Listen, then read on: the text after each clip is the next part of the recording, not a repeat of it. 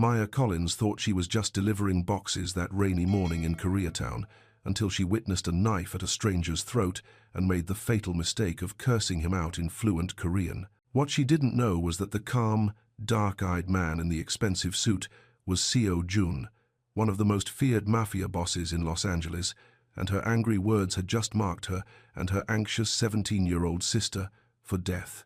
Within hours, threatening messages would arrive at their door, bricks would shatter their windows, and Maya would face an impossible choice: accept protection from the dangerous man who'd brought chaos to their lives, or watch everything she'd fought to build for 3 years crumble in a single night. But here's what Maya couldn't see coming. The penthouse that was supposed to be their prison would become their sanctuary, and the man she thought would destroy them would be the only one who could save them. Subscribe and tell me in the comments if you've ever had your entire world turned upside down by one moment of speaking your mind, because Maya's story is about to prove that sometimes the most dangerous thing you can do exactly what your heart tells you to. The clock on Maya's phone read 8:12 a.m. She shouldered 2 heavy boxes and pushed through the diner's back door into grey morning air. The weight pressed against her ribs as she loaded her delivery cart. "Maya, you sure about that last run?" her manager called from the doorway. "Weather's turning." She checked her phone. 3 missed calls from their landlord. Her stomach tightened. "I need the overtime," she said. "Lena's therapy appointment is Thursday." The boxes contained restaurant supplies for a cafe in Koreatown. Maya wheeled the cart down the sidewalk, dodging morning commuters. Her phone buzzed with a text from Lena. "Remembered to take meds. Love you." Maya felt relief wash over her. Good days were still fragile things. She turned onto Western Avenue. The cafe was 6 blocks away, but she knew a shortcut through the alley behind the bank. The cart's wheels rattled over broken asphalt. Dark clouds gathered overhead. Rain began to fall in fat, warm drops. Maya pulled her hood up and wheeled into the narrow alley. 2 men had a suited stranger pressed against the brick wall. One man palmed something that caught the light. A knife. Maya froze. The stranger lifted his eyes. They were dark, calm, unreadable. He didn't struggle or plead. He just watched his attackers with the patience of someone who had seen worse. The man with the knife stepped closer. "Where's our money?" "I told Ryu I don't negotiate with children," the stranger said. His voice was quiet, steady. Maya's breath caught. She should run. She should call 911. Instead, she stood frozen behind her cart as the knife moved toward the stranger's throat. Then 3 men in black suits appeared at both ends of the alley. They moved fast and silent. The attackers saw them and scattered, leaving the stranger straightening his tie. Maya's fear turned to anger. She stepped forward. "Are you insane?" she shouted in Korean. "There are people who live here. Families, children." The stranger's eyes snapped to her face. Something shifted in his expression. "You brought violence to my neighborhood," she continued in Korean. "What's wrong with you?" One of the suited men stepped toward her. The stranger held up a hand. "Forgive us," the stranger said in Korean. His voice was formal, respectful. "You're right to be angry." Maya felt exposed under his gaze. She switched to English. "Just stay away from here." She dragged her cart past them toward the alley's exit. Behind her, she heard quiet conversation in Korean. The stranger's voice stayed in her head as she reached the street. Rain began to fall harder. The diner's bell chimed as Maya pushed inside. She was 20 minutes late. Her manager, Pete, looked up from the register. "You're soaked," he said. "Sorry, weird morning." Maya grabbed her apron from the hook behind the counter. She told Pete about the alley, leaving out the Korean part. Something about the stranger's eyes made her want to keep that detail private. "Sounds like gang stuff," Pete said. "You be careful out there." The lunch rush started early. Maya took orders, refilled coffee, tried not to think about knives and rain. At 2 o'clock, the bell chimed again. The stranger walked in. He wore a different suit, charcoal gray and perfectly fitted. Water droplets clung to his black hair. Behind him stood a tall man with careful eyes and expensive gloves. They chose the corner booth. Maya approached with menus. "Coffee?" she asked. "Please." The stranger's English was accented but precise. "And perhaps you could return this." He placed her phone on the table. Maya stared at it. "I dropped it in the alley," she said. "Kang Min found it." He nodded toward the tall man. "We wanted to make sure it reached you safely." Maya picked up the phone. "No damage, No missed messages she hadn't seen before. Thank you. It was nothing. The stranger studied her face. You live nearby? I work here. Maya's voice was careful. What can I get you to eat? They ordered simple things. Sandwiches, soup. When Maya brought their check, the stranger left a $50 tip on a $20 meal. I can't accept this, she said. For your sister's therapy, he said quietly. Maya's blood chilled. She pushed the money back across the table. I don't know what you think you know about me, but stay away from my family. She walked back to the kitchen. Through the rain-streaked window, she watched a black sedan idle outside longer than normal cars did. Maya's shift ended at 6. She gathered her things and checked her phone. One message from Lena. Home safe. Making tea. How was your day? Maya typed back. Good. Home soon. Love you. She stepped onto the sidewalk. The black sedan was gone, but Maya felt watched. She walked quickly toward the bus stop, checking reflections in storefront windows. At the crosswalk, she pressed the signal button twice. The light stayed red. A man in a baseball cap stood 20 feet behind her, studying his phone. Maya felt fear creep up her spine. The light changed. She crossed fast and ducked into a coffee shop on the corner. Through the window, she watched the man cross too. He bought something from a street vendor and lingered. Maya's hands shook as she texted Lena. Stay inside. Lock the door. Do not answer for anyone. She slipped out the coffee shop's back exit and took a different route home. 3 blocks later, she looked back. The man was gone. But the feeling of being watched remained. Maya reached their building and climbed to the 3rd floor. Their door was locked, chain latched. She knocked their special pattern. It's me. Lena let her in. Maya hugged her sister quickly. Everything okay? Lena asked. Fine. Just a long day. Maya checked the locks twice before she could relax. Across the street, hidden beneath an awning, Junseo stood watching their window until the lights went out. Maya made chamomile tea while Lena spread homework across the kitchen table. Their apartment was small but clean. 2 bedrooms, 1 bathroom, a kitchen that barely fit 2 people. How was therapy group? Maya asked. Better. Lena drew margin doodles on her math homework. Dr. Martinez says my panic attacks are getting shorter. Maya felt proud. Lena had been struggling with anxiety since their mother died 2 years ago. Some days were harder than others. Maya's phone buzzed. Unknown number. Stay quiet, girl. Below the text was a photo of their door, taken from the hallway. The timestamp read 30 seconds ago. Maya's stomach dropped. She grabbed Lena's arm. Bathroom. Now. What's wrong? Just go. Maya pushed Lena into the bathroom and locked the door. She tried to call 911, but her hands shook too much to dial. Footsteps echoed in the hallway outside. Slow, deliberate. They stopped at their door. Maya heard metal scraping metal. Someone was trying to pick the lock. She wrapped her arms around Lena and whispered, Don't make a sound. The scraping stopped. Silence stretched for 30 seconds. Then something heavy hit their front window. Maya heard glass crack but not break. Lena started crying silently. Maya held her tighter. The footsteps moved away. Maya waited 5 minutes before she unlocked the bathroom door. She crept to the front window and looked down at the sidewalk. A brick sat on the fire escape. Spray-painted words, We know where you sleep. Maya called the police. They took a report and said they'd increase patrols. Officer Martinez seemed tired and overworked. Any idea who might have done this? He asked. Maya thought about the stranger in the alley, the diner, the phone he'd returned. She thought about his formal Korean and careful eyes. No, she said. After the police left, Maya sat on the couch with Lena. Her sister had stopped crying but still shook occasionally. Should we call Dad? Lena asked. Their father lived in Sacramento with his new wife. He sent birthday cards but rarely called. No, Maya said. We handle this ourselves. At midnight, Maya heard footsteps in the hallway again. This time they climbed past their floor to the roof access. Maya grabbed a kitchen knife and waited. The footsteps came back down. They paused at their door. 3 soft knocks, then a voice. Maya Collins. My name is Seo Jun. I'm here to help. Maya recognized the accent. The stranger from the alley. Go away, she called through the door. The men who threatened you work for someone targeting me. You're in danger because of our encounter this morning. Maya felt anger rise in her chest. She yanked open the door, keeping the chain latched.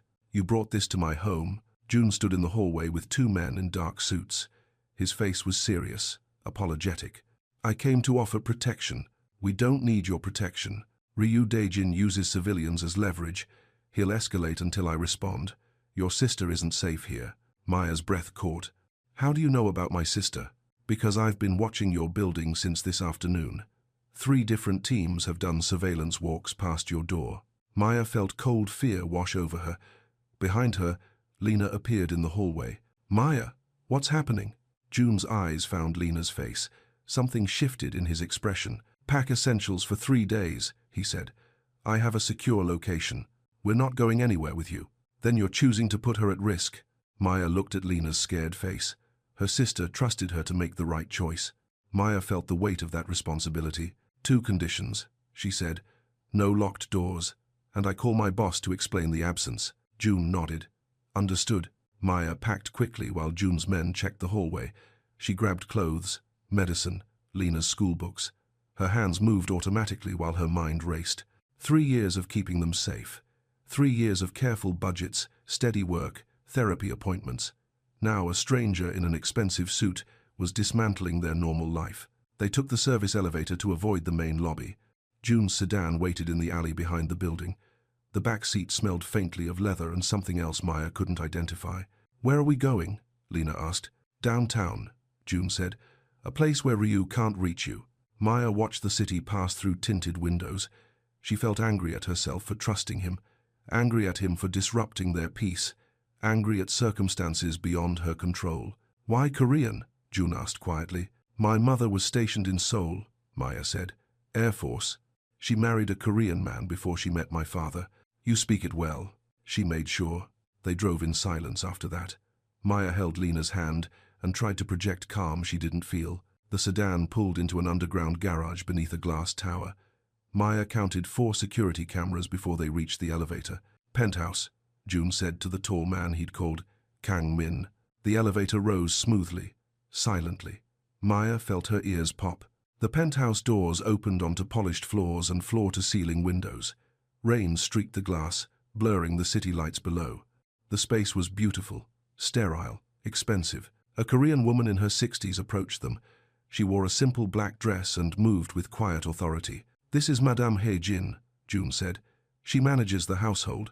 Madame Hae-jin bowed slightly. Miss Collins, welcome. Thank you, Maya said in Korean. Madame Hae-jin's eyebrows rose.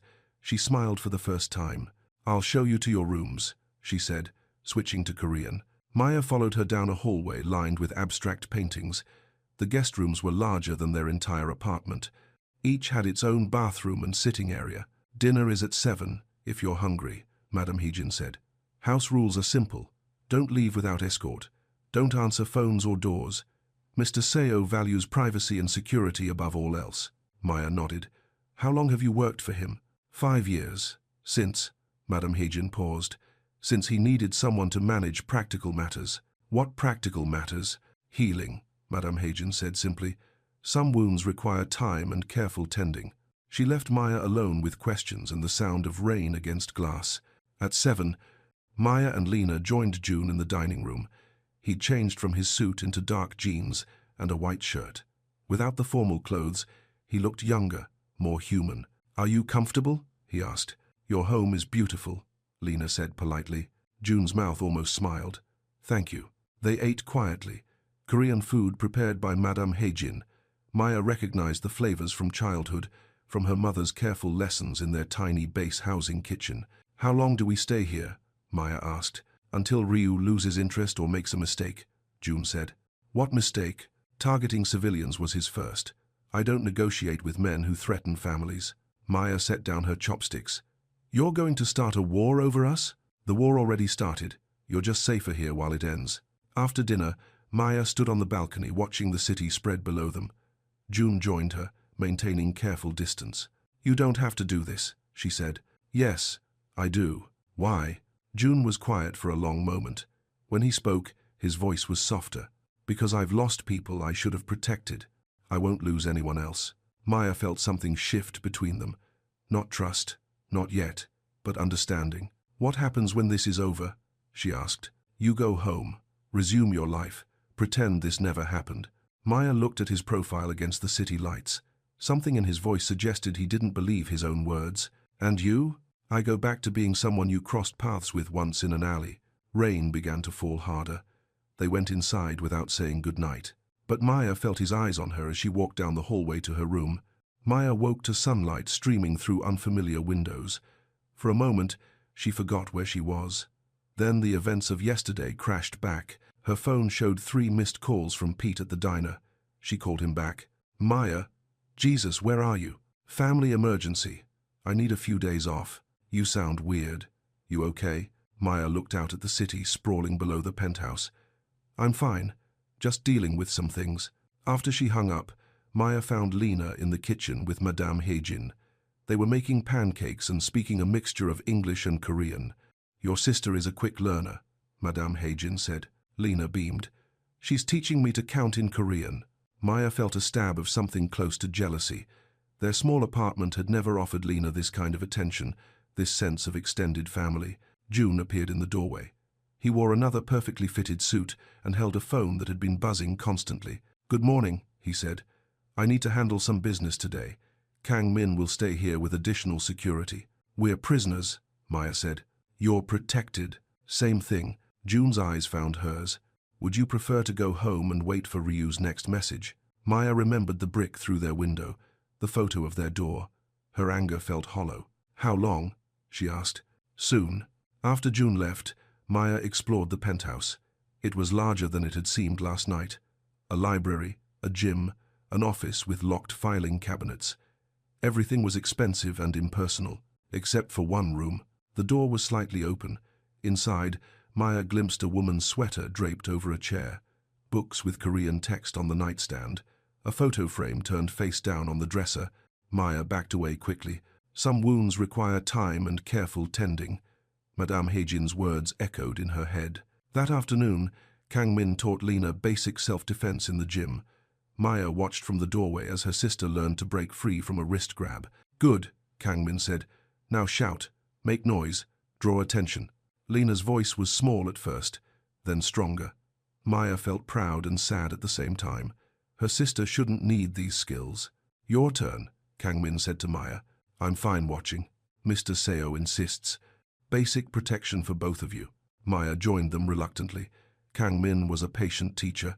He showed her pressure points, escape techniques, how to use keys as weapons. The goal isn't to fight, he said. It's to create distance and run. What if running isn't enough? Then you call for help and trust that help will come. Maya practiced the movements until they felt natural. Her body remembered some techniques from her mother's Air Force training. You're stronger than you think, Kang Min said. I've had to be. That evening, June returned, looking tired. He sat across from Maya and Lena at dinner, but barely touched his food. Bad day? Maya asked. Productive day. What does that mean? June set down his chopsticks.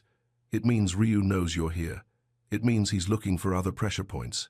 Maya's stomach tightened. What kind of pressure points? Your neighbors, your co-workers, anyone connected to you. Pete. Maya stood quickly. I have to call Pete. I've already arranged security for the diner. And your building. Maya stared at him. You can't just decide that. I can, and I did. This is exactly what I was afraid of.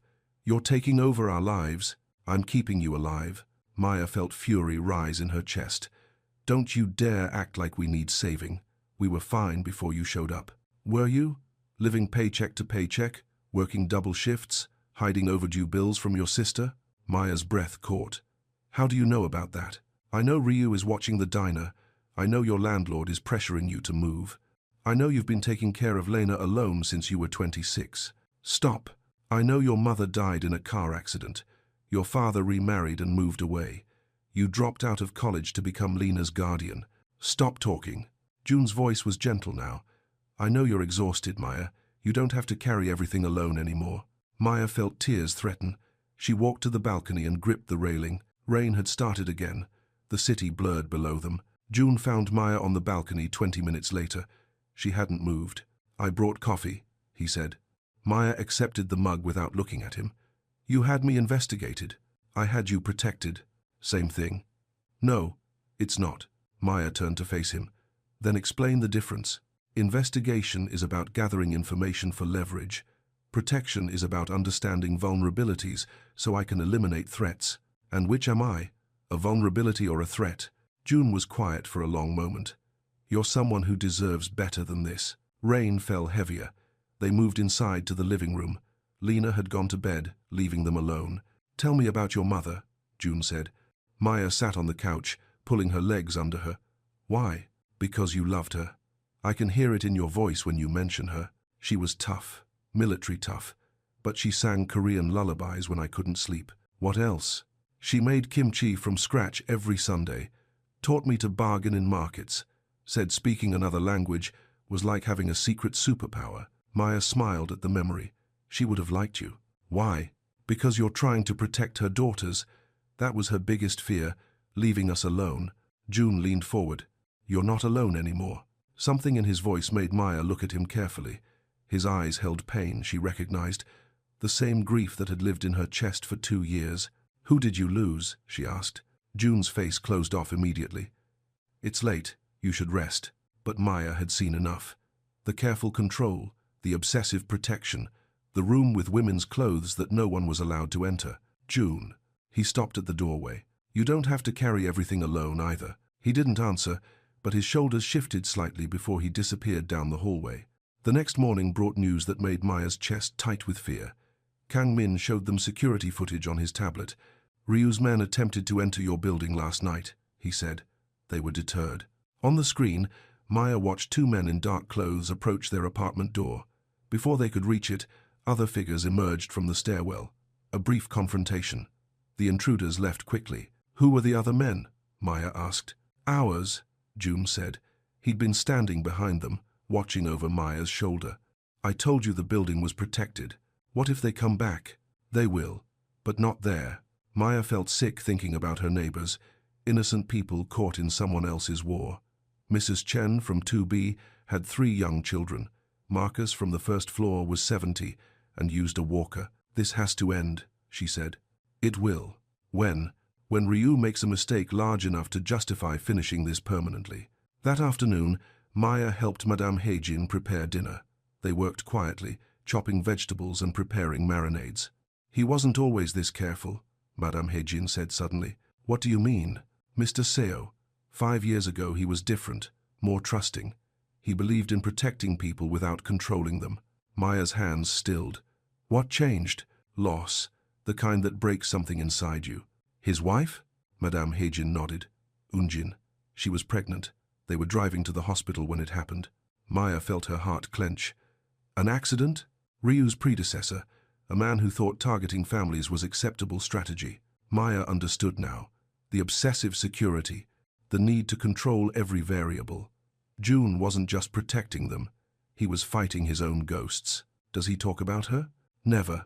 But he keeps her room exactly as she left it. Madame Heijin's voice was soft. Grief can become a prison if you let it. That evening, Maya found June in his study. He sat behind a desk covered with papers, but he wasn't reading them.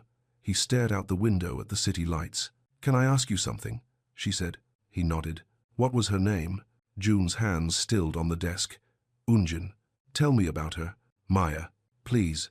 Just one thing. June was quiet so long Maya thought he wouldn't answer. When he spoke, his voice was barely audible. She made soup when I was late from work. No matter how late, she said a husband should always come home to something warm. Maya felt tears prick her eyes. She sounds wonderful. She was. I'm sorry you lost her. June looked at Maya then. Really looked at her. I'm sorry you lost your mother. Some losses change everything, Maya said. Yes, but they don't have to destroy everything. June didn't answer, but something shifted in his expression. A crack in the careful wall he'd built around his grief. Maya woke to the sound of glass breaking. She grabbed her phone and crept to the bedroom door. The hallway was dark, but she heard voices from the living room. Kang Min's voice.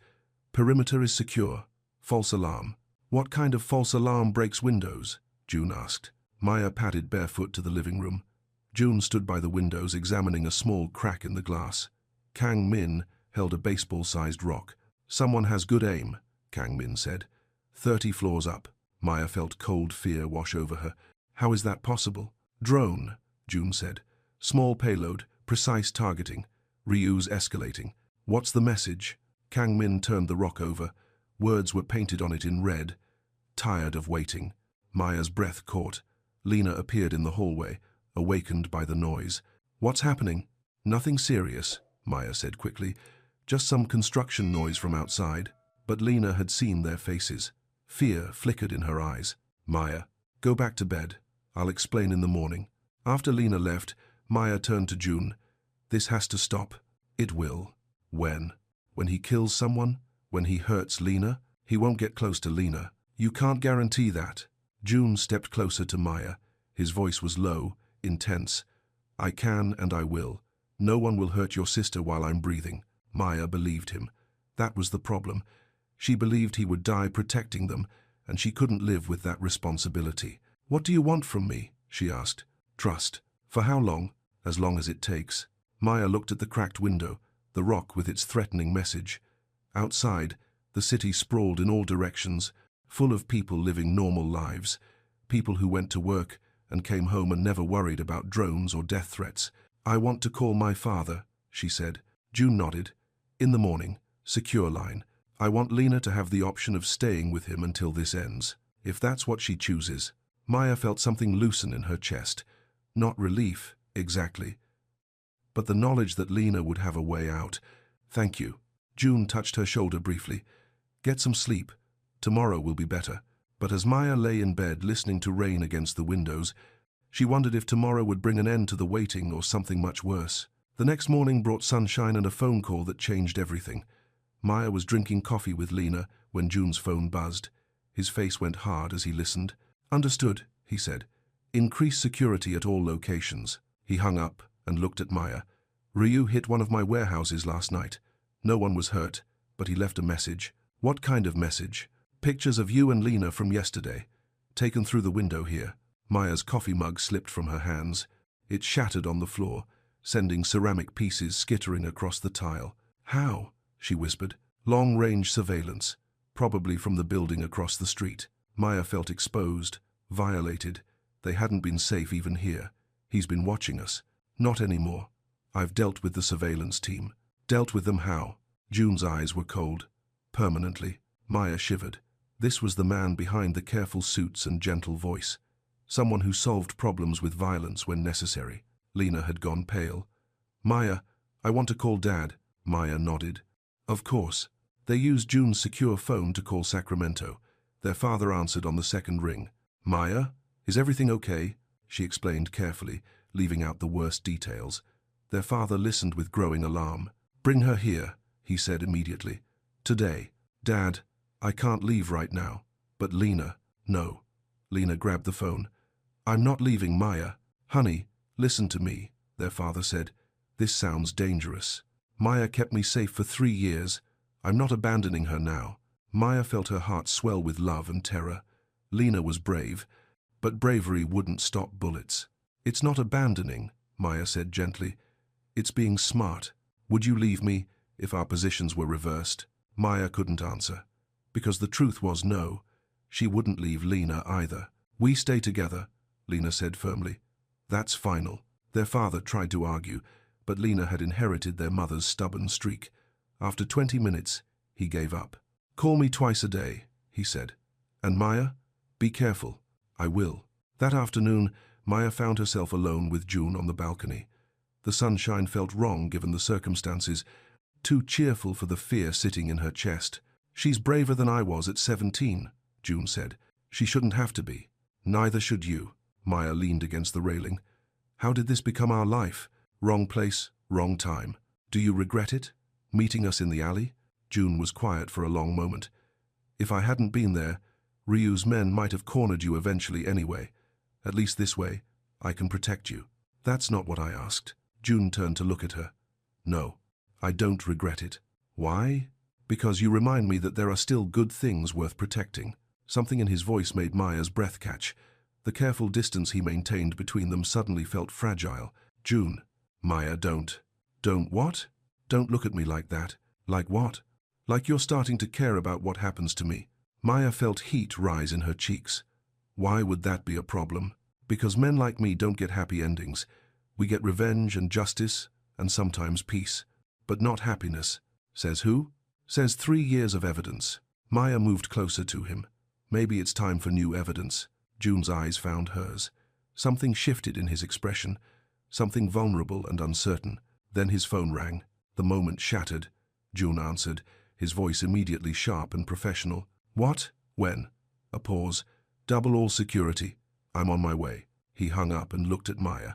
Ryu just grabbed one of my men, someone who knows about this location. Maya felt ice form in her stomach. What does that mean? It means he's coming here. Tonight. Within an hour, the penthouse transformed into a fortress. Men in dark suits arrived with equipment Maya didn't recognize. Kang Min coordinated from the kitchen, while June disappeared into his study with maps and phones. Madame Heijin packed emergency bags with calm efficiency. Where will we go? Maya asked. Safe house in the valley. Very secure, very boring. Madame Heijin smiled, but her eyes were worried. This will pass, child.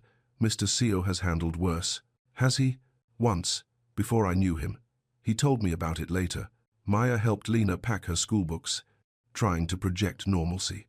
Her sister was quiet, scared, but trying to be brave. Will June be okay? Lena asked. Maya's heart clenched. He's very good at protecting himself. But what if? No, what ifs? We focus on staying safe and letting him do what he does best. But Maya's own fears echoed Lena's.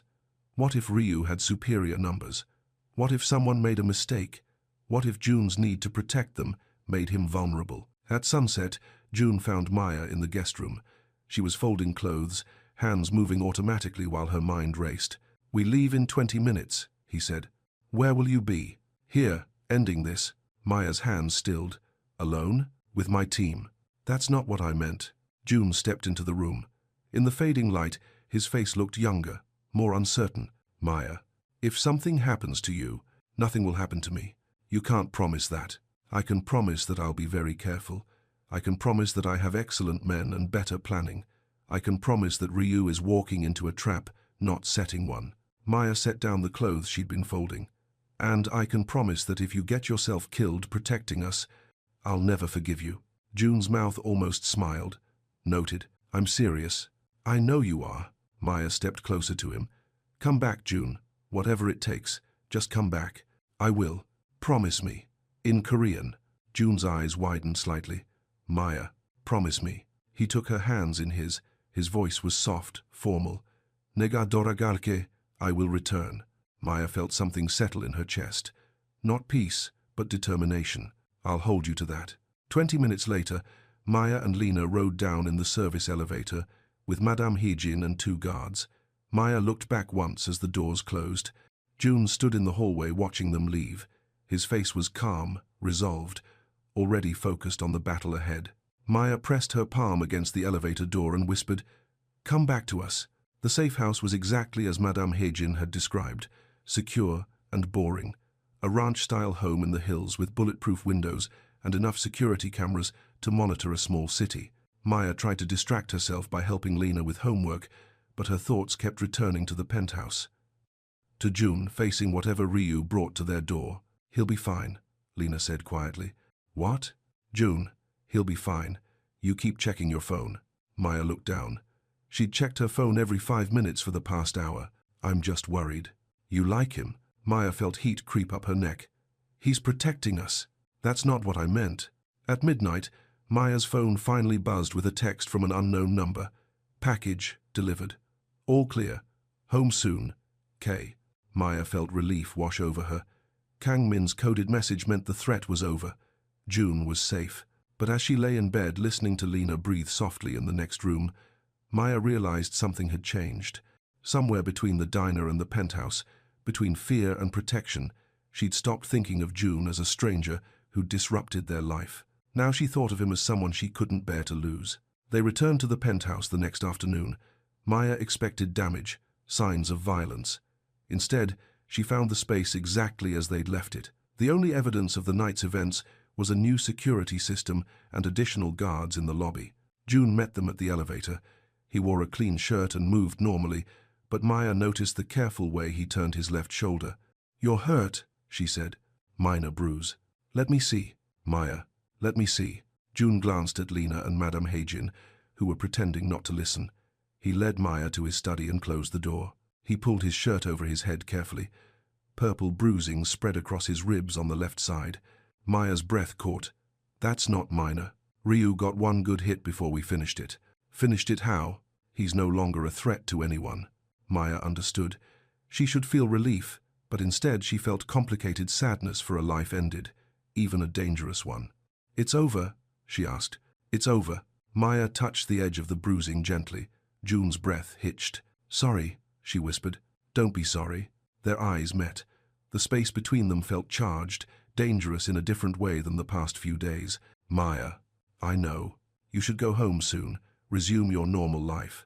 I know that too. But neither of them moved. Maya's hand rested on June's chest, feeling his heartbeat. Strong, steady, alive. I was scared, she admitted. Of Ryu. Of losing you. June's eyes searched her face. You barely know me. I know enough. You know I'm someone who solves problems with violence, someone who lives in a world that threatens innocent people. I know you're someone who kept my sister safe, someone who gave up his own safety for strangers. June stepped back, breaking the connection. That doesn't change what I am. What are you? Someone you should walk away from while you still can. Maya felt frustration rise in her chest. Stop deciding what's best for me. Someone has to. Why can't I decide for myself? June pulled his shirt back on. Because you're grateful and confused, and mistaking protection for something else. Maya's anger flared hot and bright. Don't you dare tell me what I'm feeling. Maya, I've been taking care of myself and my sister for 3 years. I know the difference between gratitude and actual feelings. Then you know this is impossible. Why? Because I'm not good for you. Because you deserve someone safe and simple. Because I can't give you the life you should have. Maya stepped closer to him. What if I don't want safe and simple? What if I want you? June's face showed surprise, then something that looked like pain. You don't know what you're asking. Then tell me. But before June could answer, Kang Min knocked on the door. Sir, we have a situation. The situation was Lena. She'd been setting up her homework in the library when she'd found a photo album hidden behind other books. Now she sat on the couch holding pictures of June and a beautiful woman with kind eyes. Is this Yoonjin? Lena asked when June and Maya entered the room. Maya saw June's face go carefully blank. Where did you find that? Behind the books on Korean poetry. I'm sorry. I didn't mean to pry. June sat across from Lena. His voice was gentle. It's all right. Yes, that's Yoonjin. She was beautiful. She was. Lena studied one photo carefully. You look happy here. I was. Do you miss her? Maya held her breath. This was dangerous territory. The place where June kept his deepest wounds. Every day, June said simply. Maya misses our mom every day too, but she still smiles sometimes. She still lets herself be happy. June's eyes found Maya's face. Your sister is very wise. She gets it from Mom, Maya said. The wisdom and the stubbornness. Lena grinned. I prefer to call it determination. That evening, they ate dinner together.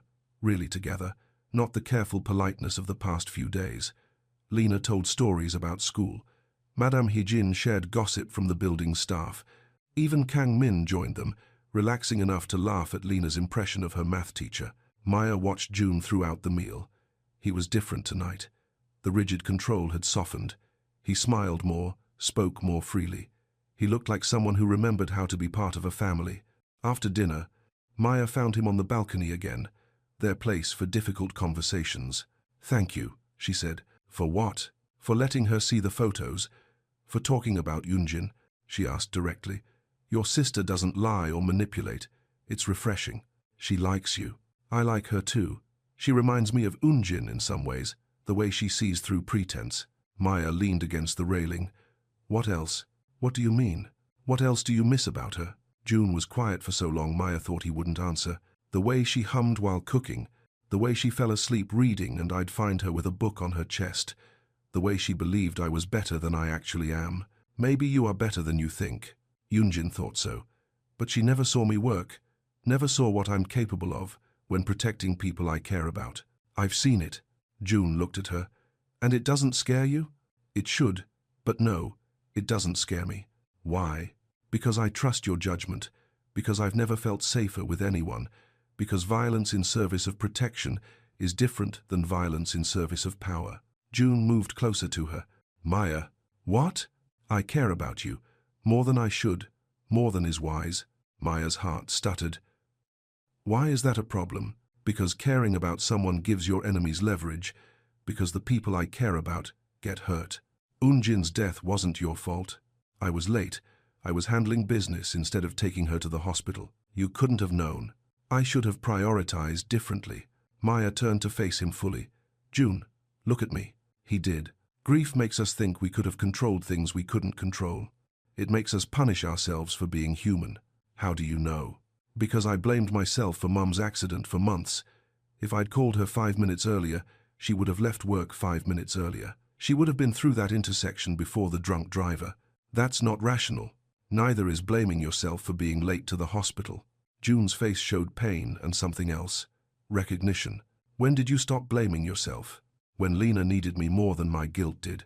When I realized that destroying myself wouldn't honor Mum's memory. They stood in silence, the city spreading below them. Maya felt the weight of 3 years' grief and 3 days' fear settling into something manageable. I should take you home tomorrow, June said finally. Should you? Yes. What do you want to do? June looked at her for a long moment. I want to ask you to stay. Maya's breath caught. Then ask me. I can't. Why? Because it wouldn't be fair. Because you have a life waiting for you. Because I can't promise you safety or normalcy or any of the things you deserve. What if I don't want promises? What if I just want a chance to see what this could be? June stepped closer. Maya. Ask me to stay, June. Let me choose. For a moment, she thought he would. His eyes searched her face, and she saw want and fear and hope fighting for control. Then his phone buzzed with an urgent message. The moment broke. What is it? Maya asked. June's face had gone hard again. Problem at one of the businesses. I have to go. Now? Now. Maya felt disappointment crash over her. How long? I don't know. But Kang Min will stay. And Maya? What? We'll finish this conversation when I get back. He left her on the balcony, staring out at a city that suddenly felt vast and uncertain. June didn't come back that night, or the next morning. Kang Min provided minimal updates. Business complications. He'll return soon.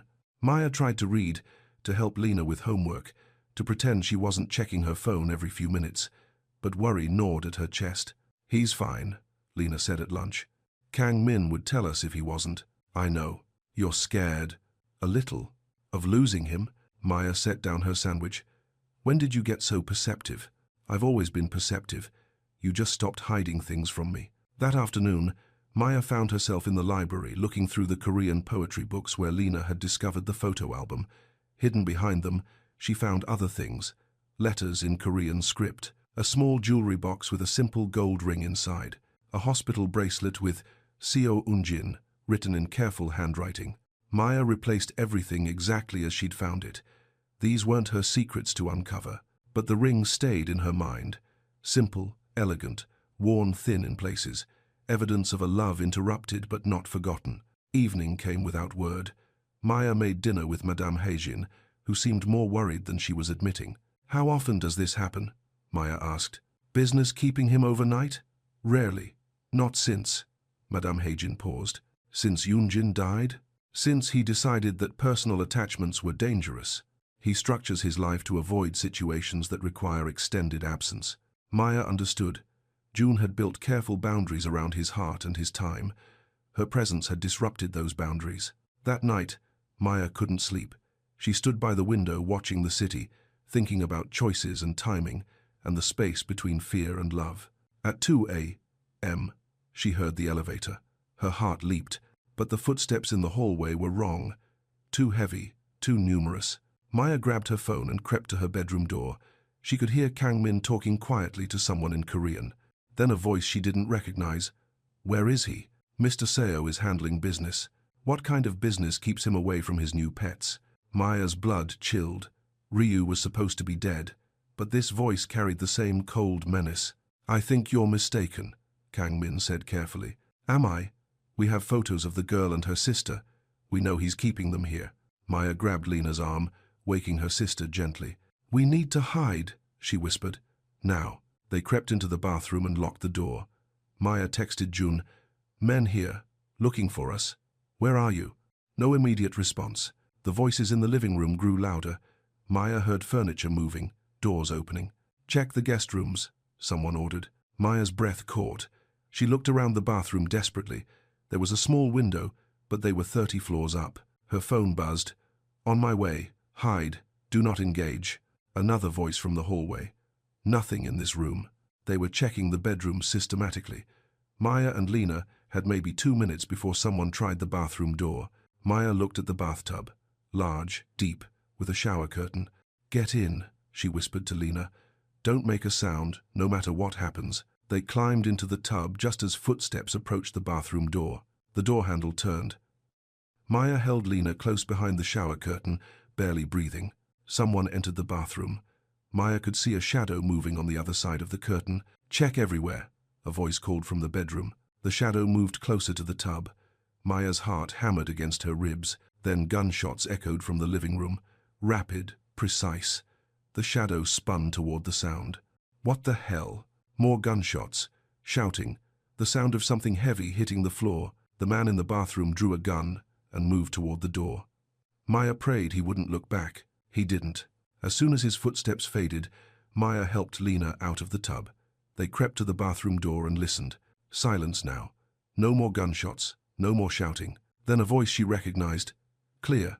Check the guest rooms." "June." Maya opened the door carefully. Kang Min stood in the hallway, unharmed but disheveled. "You can come out," he said. "It's over." Maya and Lena emerged from the bathroom. In the living room, June stood over 3 bodies in dark clothing.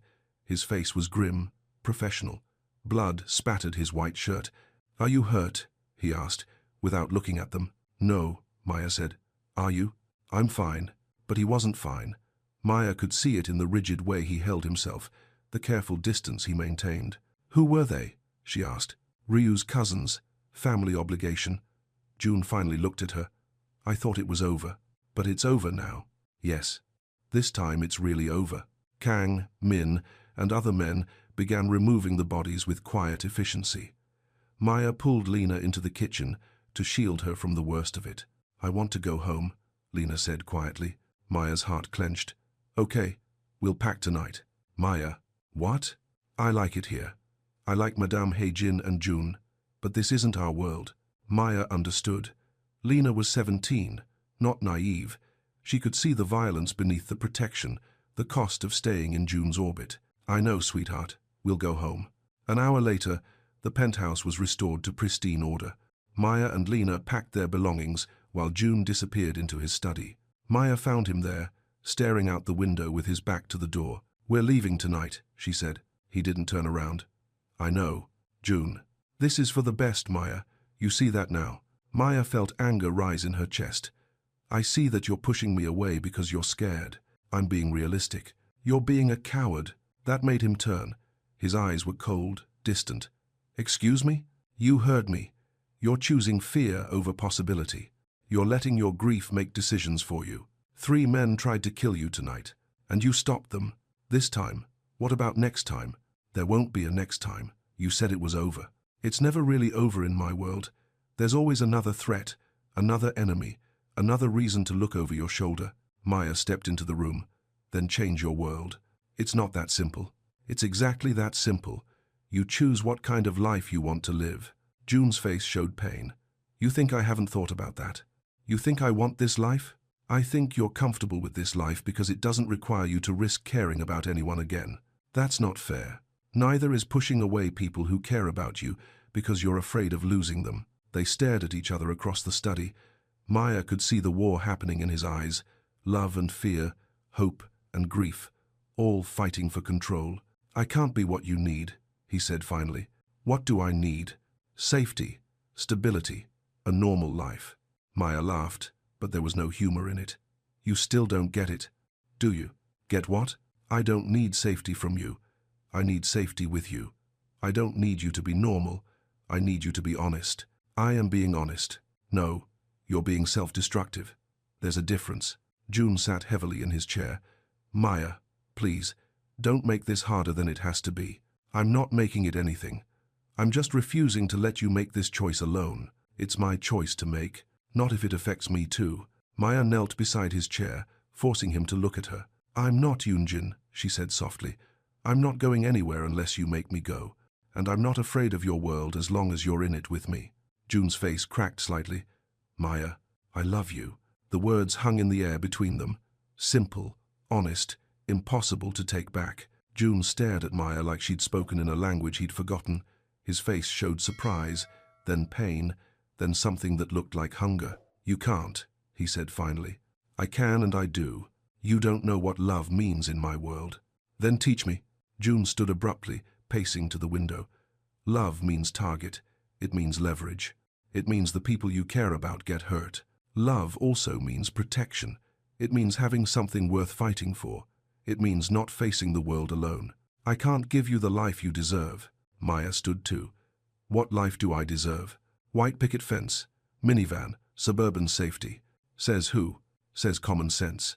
Common sense says a lot of things, like don't fall in love with dangerous men. Don't trust your heart to someone who could break it. Don't believe in happy endings. Maya stepped closer to him. But common sense never loved anyone. It never felt like this. Felt like what? Like I'd rather be terrified with you than safe with anyone else. June's control finally cracked. Maya, stop. Why?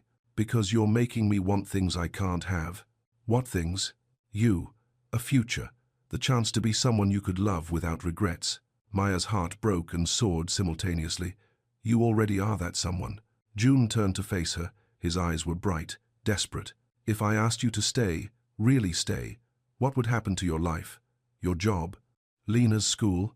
We'd figure it out. What about Lena's safety? You've kept her safer than I have for 3 years. What about your independence? Your ability to choose your own path? Maya moved closer until they were inches apart. My path led me to you, she said. That was my choice. This is my choice. Maya, ask me to stay, June. Please, just ask. June looked at her for a long moment. She could see the exact moment his resolve broke. Stay, he whispered. What? Stay with me, please. Maya felt tears prick her eyes. Are you sure? No. I'm not sure about anything except that I love you too, and I'm tired of pretending I don't. Maya's breath caught. Say it again. I love you. In Korean. June smiled for the first time in days. Saranghae. Maya stood on her toes and kissed him. Soft at first, then deeper as 3 days of fear and want crashed together. When they broke apart, June rested his forehead against hers. This won't be easy, he said. I don't want easy. There will be dangers, complications, people who see you as a weakness. There will also be protection, support, people who see me as a strength. Are you sure about this? Maya looked into his eyes, dark, careful, full of love and worry in equal measure. I've never been more sure of anything, they told Lena together. Maya expected resistance, but her sister just smiled. Good, Lena said. I like it here.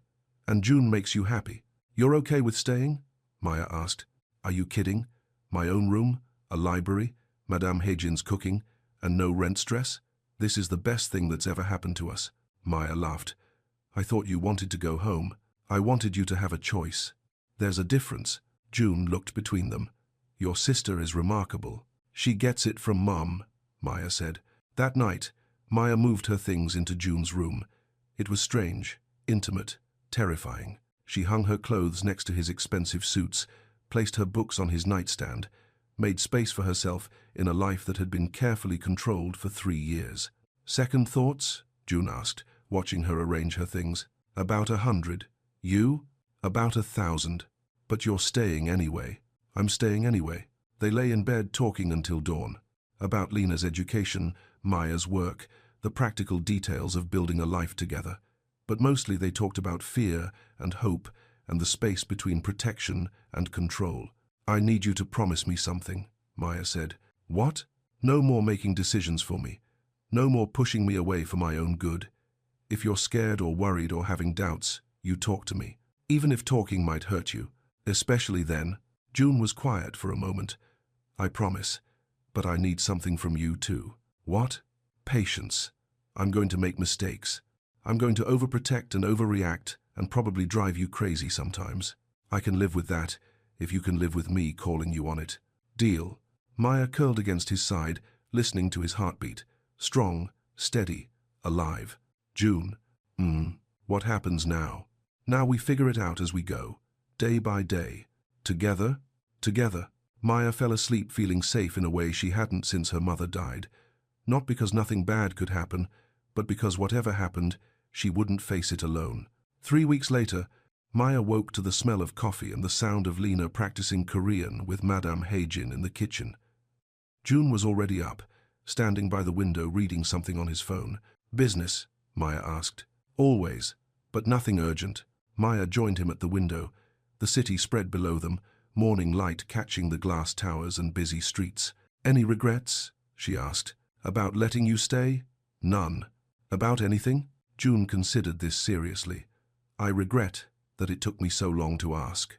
I regret the 3 years I spent thinking grief was safer than love." "What changed your mind?" "You did. You and Lena. You reminded me that love isn't about safety. It's about choosing to care anyway." Maya leaned against his side. "What would Yoonjin think of us?" "She'd like you. She'd say you're stubborn enough to keep me honest." "Good. I plan to be very stubborn." They ate breakfast together, all 4 of them plus Kang Min, who had become something between bodyguard and family member. Maya was learning to navigate this new normal. The security, the staff, the weight of being important to someone important, but mostly it felt like family. Chaotic, protective, imperfect family. After breakfast, June disappeared into his study for a video conference. Maya helped Lena with college applications. They decided she would attend UCLA in the fall, staying close but starting to build her own independence. "Maya?" Lena said as they worked on her essay. "Are you happy?" Maya looked up from the laptop. "Why do you ask?" "Because you look different, calmer. Like you're not carrying everything alone anymore." Maya felt tears prick her eyes. "I am happy. Are you?" "Very. I like having a family again." "We always had family. Just you and me." "I know, but this is different, bigger. There's room for everyone to breathe." That afternoon, Maya started her new job managing June's charitable foundation. It wasn't the life she'd planned, but it was meaningful work that used her skills and kept her close to home. June found her in the office around 4, looking over grant applications. "How was your first day?" he asked. "Good. Overwhelming but good. Any second thoughts about working with me?" "None, but I reserve the right to disagree with you about funding priorities." "I'd be disappointed if you didn't." Maya saved her work and stood, stretching. "What are you doing here? Shouldn't you be in meetings?" "Meetings ended early, and I wanted to see you. You saw me this morning." "That was 8 hours ago." Maya laughed. "You're going to be one of those couples, aren't you? Always together, finishing each other's sentences." "Probably. Is that a problem?" "Not for me." June pulled her into his arms. "Good, because I have something to ask you." "What kind of something?" Instead of answering, June dropped to one knee. Maya's breath stopped. "Maya Collins," he said in Korean, then switched to English. "Will you marry me?" The ring was simple, elegant, nothing like the diamond solitaires Maya had imagined as a teenager. It was perfect. "Yes," she whispered. "You're sure?" "I've never been more sure of anything." June slipped the ring onto her finger and stood to kiss her. Maya felt like her heart might explode from happiness. "When?" she asked against his lips. "Whenever you want." "Tomorrow?" June laughed. "Lena and Madame Haejin will never forgive us if we don't let them plan a proper wedding." "Then we let them plan a proper wedding. Are you ready for that? The attention, the formality, meeting the extended business family?" Maya looked at the ring on her finger, then at June's face. Serious, loving, still carrying traces of the careful man who'd rescued them in an alley. "As long as you're there with me, I'm ready for anything." 6 months later, Maya woke in their bed. It was their bed now, not just his hair, to sunlight streaming through windows, and the sound of Lena arguing with Madame Haejin about wedding flowers in the kitchen. "Peonies are better than roses," Lena was saying. "Roses are classic," Madame Haejin replied. "Peonies are trendy. Classic is boring." Maya smiled and rolled over to find June already awake, watching her with the soft expression he got in unguarded moments. "Good morning, Mrs. Seo," he said. "Good morning, husband." They'd married 3 weeks ago in a small ceremony in the penthouse garden. Lena had walked Maya down the aisle. Kang Min had served as best man. Madame Haejin had cried through the entire ceremony. Maya's father had flown in from Sacramento, still bewildered by his daughter's transformation from struggling waitress to Mafia wife. But he'd seen how June looked at Maya, how carefully he treated Lena, and he'd given his blessing. "What are they arguing about now?" June asked. "Wedding flowers. Again." "Whose wedding?" "Mine. The second one. The big one." Because apparently our actual wedding was just practice. June laughed. Are you regretting letting them plan the reception? Never. I love watching them work together. Maya got up and padded to the kitchen in her pajamas and robe. Lena and Madame Heijin had wedding magazines spread across the counter and were deep in consultation about centerpieces. Good morning, planners, Maya said. Maya, tell Madame Heijin that peonies are more romantic than roses. Tell Lena that roses photograph better than peonies, Madame Heijin countered. Tell you both that I don't care as long as there's cake, Maya said. June appeared behind her, already dressed for work. And music for dancing. You dance? Maya asked. Badly, but enthusiastically. Maya made coffee while June reviewed his schedule with Kang Min. Normal morning routines in their abnormal life. Security briefings over breakfast, business calls between wedding planning, guards rotating through the lobby while Lena studied for her SATs. It shouldn't work, but it did. I have to go, June said, kissing Maya goodbye. Dinner at 7? 7. Don't be late. Never again. It was a promise he'd kept for 6 months. Whatever business crises arose, whatever urgent meetings demanded his attention, June was home for dinner every night at 7. Maya worked until noon, then took Lena shopping for her prom dress. Simple, sisterly time in the strange luxury of their new life. They bought shoes and practiced walking in heels and argued about hemlines. Do you miss it? Lena asked over lunch. The old life? Parts of it. The simplicity, maybe. The feeling that we were completely self-sufficient, but not enough to go back. Not for a second, do you? I miss the apartment sometimes. It was small, but it was ours. This is ours too now. I know. It just took some adjusting. Maya understood. 6 months ago, they'd been struggling to make rent. Now they lived in a penthouse with a household staff and security detail. The adjustment had been surreal, but it was home. Really home, in a way their old apartment had never quite been.